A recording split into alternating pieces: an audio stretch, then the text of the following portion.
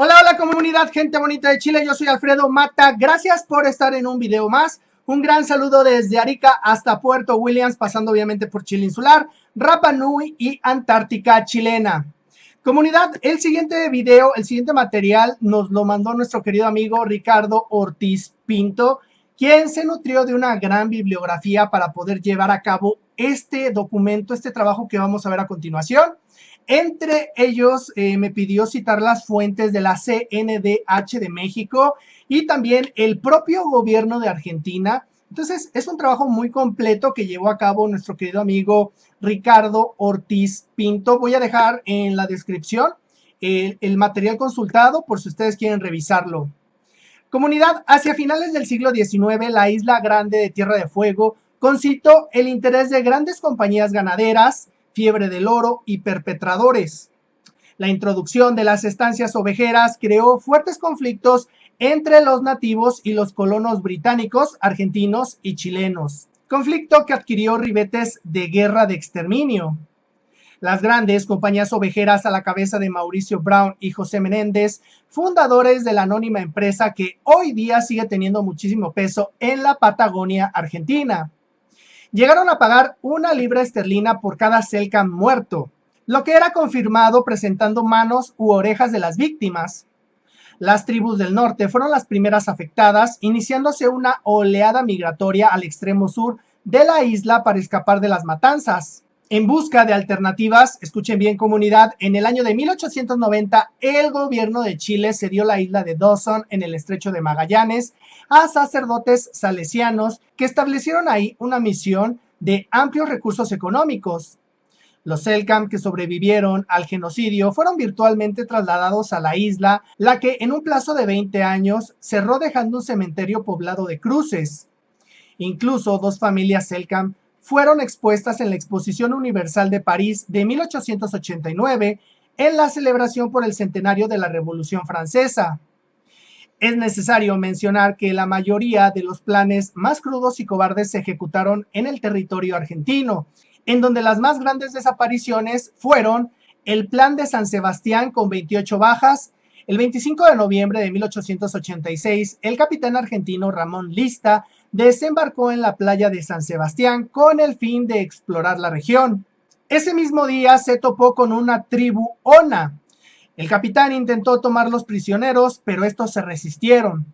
Lista ordenó entonces a sus hombres abrir fuego, eliminando a 27 onas. Otro es el envenenamiento en Spring Hill, cerca de 500 bajas. Una tribu Selknam se abalanzó sobre una ballena varada en la playa. En tan solo un día, gran parte de la tribu falleció debido a que la ballena había sido inoculada con veneno. Otro fue el plan Playa Santo Domingo con 400 bajas.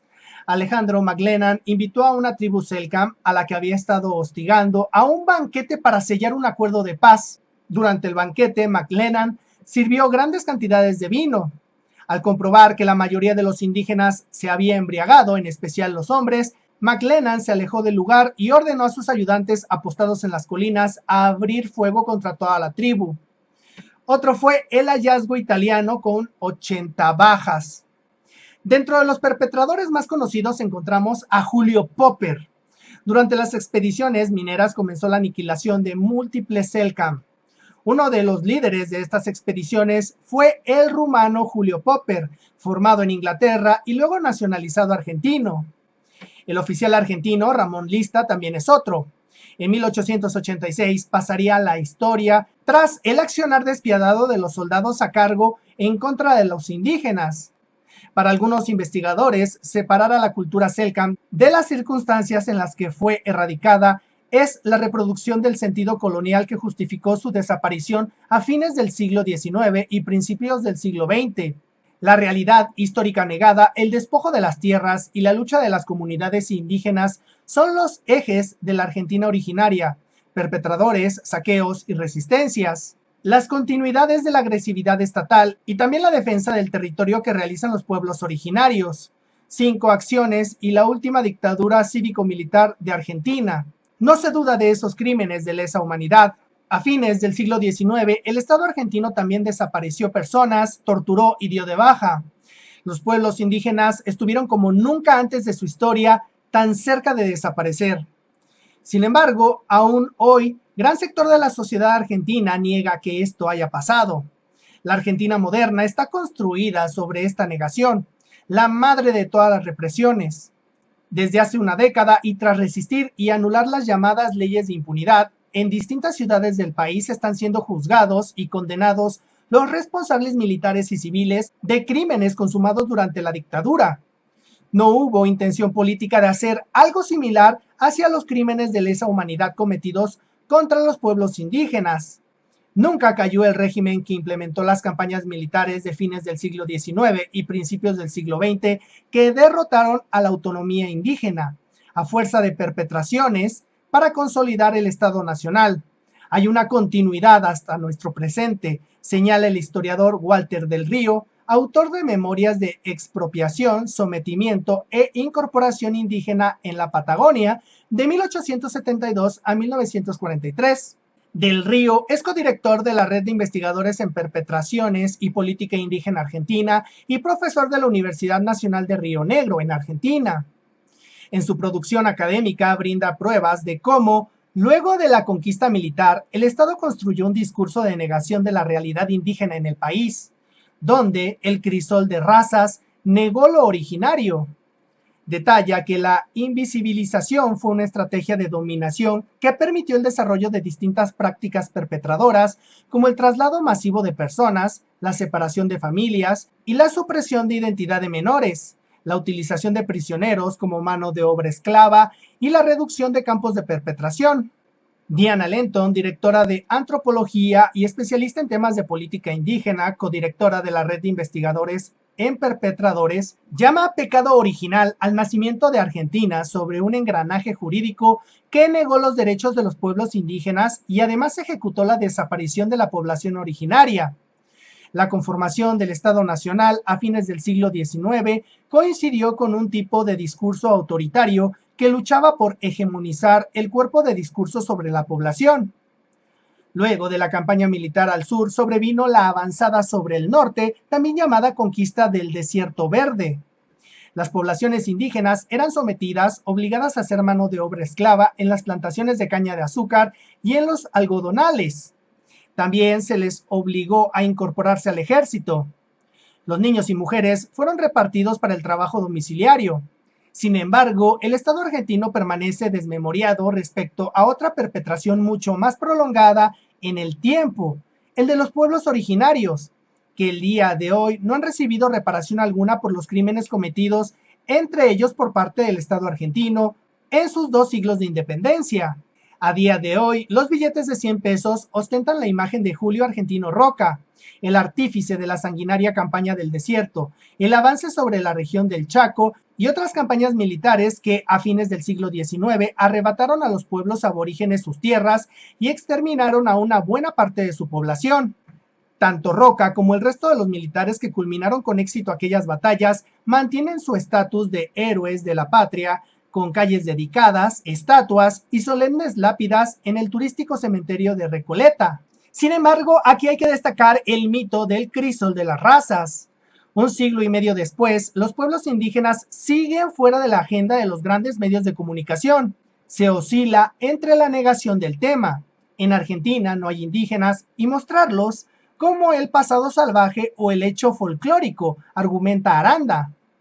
El Estado construyó un discurso de negación de la realidad indígena del país a partir del mito del crisol de las razas, el cual permitió el sometimiento de las poblaciones aborígenes desde los mapuches a los cuom, los huichis o los pilaga. Poco se ha escrito, por ejemplo, de la isla Martín García, ubicada junto al Río de la Plata, que a fines del siglo XIX se convirtió en un inmenso campo de agrupación. Por ahí pasaron entre 1872 y 1886 no menos de 3,000 personas. Tan solo en 1879 fueron apresados y bautizados 825 indígenas. Pero la isla Martín García fue solo uno de los muchos campos de agrupación que surgieron en todo el país. Un estudio de la Universidad de Buenos Aires cifró aquella barbarie en 30,000 desaparecidos, los mismos que las estimaciones más citadas calculaban para la represión de la dictadura militar, en general con un gran desconocimiento. La mayoría de la sociedad desconoce que la República de Argentina se fundó sobre una perpetración en masa, no solo en el desmembramiento de un pueblo mapuche, sino también de otros pueblos indígenas, no solo en la actual Patagonia, sino también en la región del Chaco. Entonces, la mayoría de los argentinos son presa fácil de los estigmas que imprimen los grandes medios de comunicación. En la actualidad, la sistemática agresión de los derechos humanos de pueblos indígenas no escandaliza a la opinión pública. Incluso es negada por un sector de intelectuales, comunicadores y referentes de opinión. Las víctimas de las perpetraciones no fueron sectores urbanos ni clase media. La negación tiene raíces étnicas y clase social, y sin duda económicas. Los distintos modelos productivos del último medio siglo, agroexportador, petrolero, forestal, minero, tuvieron y tienen como escenario gran parte de los ancestrales territorios indígenas. A través de la historia y de la pólvora, el Estado argentino ha perseguido e intentado borrar al pueblo mapuche.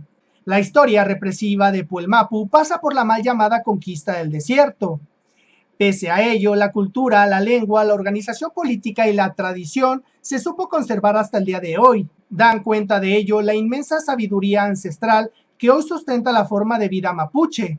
Se suele considerar desde la historia Winca la conquista del desierto como el primer atropello al pueblo mapuche. Pero Roca solo representa una cara de las muchas que el Estado argentino usó para intentar eliminar a dicho pueblo. Gran parte de la errónea historia sobre el pueblo mapuche viene de crónicas de viajeros, sacerdotes y militares europeos. Pero a diferencia de otros muchos pueblos desaparecidos, este sí cuenta con mujeres y hombres que pueden hablar sobre su pasado. También existe una historia de principios del siglo XIX, donde el gobierno de Bernardino Rivadavia contrata al oficial Friedrich Rauch, un militar nacido en Welheim en 1790, que combatió en las campañas napoleónicas y que llegó a Argentina a principios de 1819 para las campañas contra los aborígenes pampas del gobernador Martín Rodríguez. También que en 1826 el presidente Bernardino Rivadavia emitió un decreto y contrató a Rauch para exterminar a los indios ranqueles. Por último, sabemos que quien le dio muerte un 28 de marzo de 1829 fue Nicasio Maciel, un ranquel conocido como Arbolito, un reconocido nativo que en el combate de Laguna Vizcachera lo espera en una hondonada donde el militar europeo va solo adelantado y a toda velocidad cuando su corcel es boleado, lo decapita en nombre de tantos ranqueles dados de baja por él durante 2 años y al fin cae. Finalmente, comunidad, el Estado-nación frente a otras naciones. En 1869, en el mapa con los límites geográficos de Argentina que presentó Nicasio Oroño al Congreso de la Nación, la Patagonia no formaba parte del país. Los pueblos originarios no formaron parte del primer censo nacional debido a que no estaban sometidos al gobierno central. 3 años después, parte de este territorio fue sede de la batalla entre los huestes del cacique Calfucura, quien sostenía una política de enfrentamiento con otros referentes mapuches, apoyado logísticamente por el ejército de Chile con armas y apoyo de ciudadanos chilenos que apoyaban la causa mapuche en contra del gobierno y el ejército argentino, entre los que se encontraban los Loncos, Coliqueo y Catriel, mapuches al mando de una fracción originaria. Una lectura posible de esta batalla es que en esa época las alianzas correspondían más a una necesidad política que a una hegemónica étnica, siendo los designios de la Sociedad Rural Argentina creada en 1866. En 1878, el general Julio Roca inició el plan base para convertir a Argentina en fuente de alimento para las potencias. Para esto era necesario controlar las grandes extensiones de tierra que en ese momento eran controladas en su gran mayoría por diferentes lopche. Resultado de esto, comenzó la perpetración de pueblos originarios, entre ellos bajas desapariciones de muchas familias mapuches. El informe oficial del ejército argentino señala que fueron 14,000 guerreros los que resultaron en bajas o prisioneros durante este periodo. Hasta hace pocos años atrás, el cuerpo del Lonco y Nayacal, que había sido llevado al Museo de Ciencias Naturales de La Plata y exhibido vivo, era una pieza más de este museo. Ese mismo año en el que se comenzó la campaña, se crea la gobernación de Patagonia, extendiendo el límite hasta el sur de la provincia de Tierra de Fuego. Otra de las estrategias que tomó la organización nacional fue de corte cultural e histórica. Para borrar la historia mapuche y originaria, convirtieron al cristianismo a todos los sobrevivientes, cambiándoles el nombre y signo de identidad originaria por nombres españoles. Entre 1911 y 1914 se crean las policías fronterizas, fuerzas represivas especiales con jurisdicción sobre las zonas cercanas a la cordillera. Su objetivo eran las poblaciones mapuches y se les atacaba en pequeñas partidas que daban golpes con el fin de aterrorizar, capturar personas, recursos y mantener el control del territorio. Finalmente, el comienzo del nuevo siglo no trajo para los pobladores de Puelmapu una visión de expansión y esperanza. Las comunidades que se lograron asentar y recuperar territorios son constantemente atacadas por la gendarmería, la prefectura, el ejército, los jueces y el ejecutivo. En los últimos años, comunidades como Vuelta del Río, Paichil Antriao o las Puflov, en resistencia del departamento de Cuxamén, han sido constantemente atacadas y resistidas. La desaparición forzada de Santiago Maldonado en Cuxamán, la baja de Huaychife Rafael Nahuel en la comunidad de Lufken y la persecución política seguida por la extradición al lonco Facundo Jones dan cuenta de la postura del Estado argentino. Hoy en día, algunos de los territorios libres controlados por el pueblo mapuche son Neuncura, Caxipañil, Campo Maripe, Huircaleu, Motoco Cárdenas, Cachún, Pulgar, Pulov, en resistencia de Cuxamén, Calfucura, Prane, Pillán, Vuelta del Río y Lafken.